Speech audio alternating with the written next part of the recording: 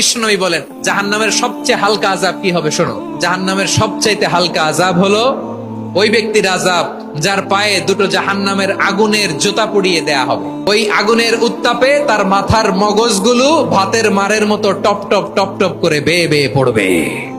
নাউজুবিল্লাহ পড়বেন না? আচ্ছা প্রিয় সিলেট, আওয়াজ করে বলেন এইটা যদি সবচেয়ে লাইট পানিশমেন্ট হয়, সবচেয়ে হালকা পাতলা সহনীয় আযাব যদি হয়, তাহলে ভয়ঙ্কর তোমার আযাবের কি অবস্থা হবে? আমরা কি ওই জাহান্নামে যেতে চাই?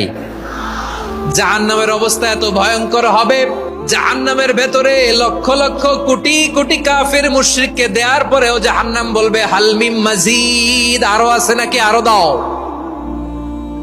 কোটি কোটি কাফেরের দল, মুশরিকের দল, সীমা লঙ্ঘনকারী দল, তাদেরকে যখন জাহান্নামে ফেলা হবে, বড় বড় পাথর খণ্ড জাহান্নামে ফেলা হবে, তারপরও জাহান্নাম বলবে হাল মিন মাজিদ।